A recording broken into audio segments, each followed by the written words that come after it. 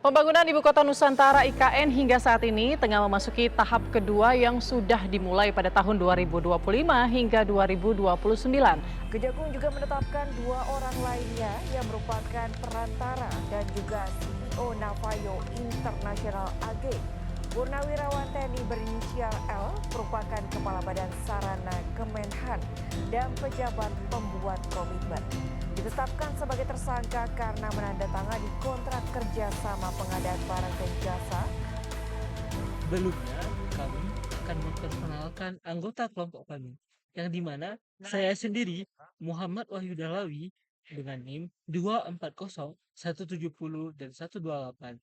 Sebelah saya, Saya Deva Irenisa dengan NIM 2401 70 130. dan sebelah Saya Ramjana Dasyap dengan NIM 240 170 124. Pembangunan ekonomi merupakan proses penting dalam meningkatkan kesejahteraan masyarakat dan memperkuat daya saing suatu negara. Di Indonesia, pembangunan ekonomi diharapkan mampu mendorong pertumbuhan yang inklusif dan berkelanjutan. Namun faktanya, proses pembangunan seringkali dihambat oleh berbagai masalah struktur. Salah satunya yaitu korupsi. Korupsi merupakan tindakan penyalahgunaan kekuasaan untuk meraup keuntungan pribadi yang berdampak luas pada sistem pemerintahan dan perekonomian negara. Yang pertama, kasus korupsi Tata Niaga Timah 300 triliun. Kasus korupsi pada Tata Niaga Komunitas Timah di PT Timah Terbuka sejauh ini tercatat masih menjadi kasus korupsi dengan kerugian negara paling banyak, yakni 300 triliun.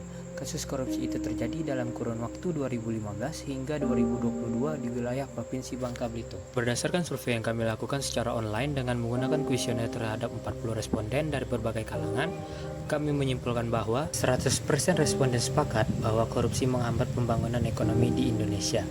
Ini menunjukkan kesadaran masyarakat akan dampak korupsi.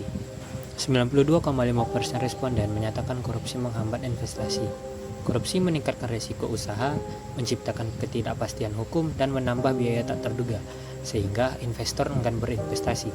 Lingkungan bisnis pun menjadi tidak kondusif, mempengaruhi pertumbuhan ekonomi, ketimpangan sosial, hingga kebahagiaan masyarakat.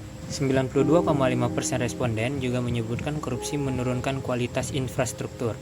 Dana pembangunan sering disalahgunakan lewat suap, pungli, dan penggelapan, sehingga banyak proyek infrastruktur rusak, ambruk, atau mangkrak. 77,5% responden menilai korupsi meningkatkan ketimpangan sosial. Masyarakat menengah ke bawah kesulitan mendapatkan layanan publik berkualitas di bidang ekonomi, kesehatan, dan pendidikan. 80% responden sepakat korupsi mengurangi efisiensi anggaran. Dana publik yang diselewengkan membuat anggaran tidak maksimal mendukung pembangunan ekonomi. Berdasarkan sumber dan data yang kami dapatkan, dampak korupsi terhadap pembangunan ekonomi Indonesia sangat kompleks dan berkaitan. Hipotesis Lord Acton menunjukkan bahwa pemerintahan Indonesia selalu diliputi oleh kekotoran, karena setiap pemerintahan memiliki kewenangan yang sangat luas. Namun, pengawasan terhadap kekuasaan tersebut masih sangat diabaikan. Teori ekonomi neoklasik menyatakan bahwa korupsi menghambat mekanisme pasar yang efisien, meningkatkan biaya transaksi, dan mengurangi produktivitas ekonomi.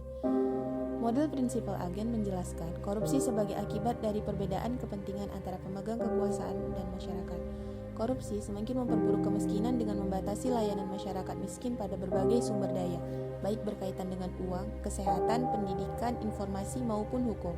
Komoditas dasar seperti gula, minyak, susu, dan lain-lain mengalami kenaikan harga yang terus meningkat. Banyak bayi dan anak kecil yang kini terancam kekurangan gizi dan tidak memiliki akses terhadap pendidikan yang berkualitas dikarenakan kenaikan harga-harga tersebut.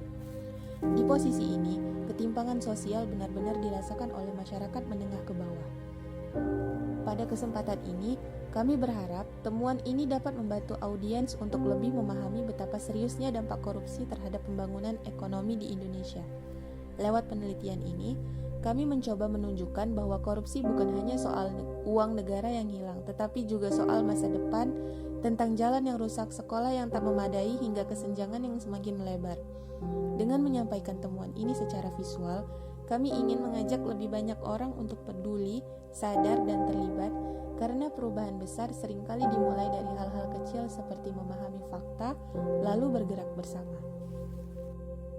Kesimpulan, saat ini lemahnya investasi dan pertumbuhan ekonomi, rendahnya kualitas produk dan jasa, tingginya hutang negara merupakan dampak negatif dari korupsi. Praktik korupsi menghambat akses masyarakat berpenghasilan rendah terhadap ekonomi, kesehatan, pendidikan, informasi, hukum, dan kehidupan sosial lainnya. Secara keseluruhan, hasil penelitian ini menunjukkan bahwa korupsi masih menjadi hambatan serius dalam upaya pembangunan ekonomi yang inklusif dan berkelanjutan di Indonesia, serta menekankan pentingnya pemberantasan korupsi untuk mendorong pertumbuhan ekonomi yang lebih sehat. Beberapa saran yang dapat ditinggalkan oleh pemerintah Indonesia untuk mengatasi dampak korupsi terhadap pembangunan ekonomi di Indonesia yaitu memperketat pengawasan dan penegakan hukum oleh lembaga anti korupsi seperti KPK, transparansi dalam pengadaan barang dan jasa pemerintah dengan pemanfaatan teknologi, menanamkan pendidikan anti korupsi ke dalam kurikulum pendidikan untuk membangun budaya integritas ini, serta menerapkan sanksi yang tegas bagi para pelaku korupsi agar mendapat efek jerah.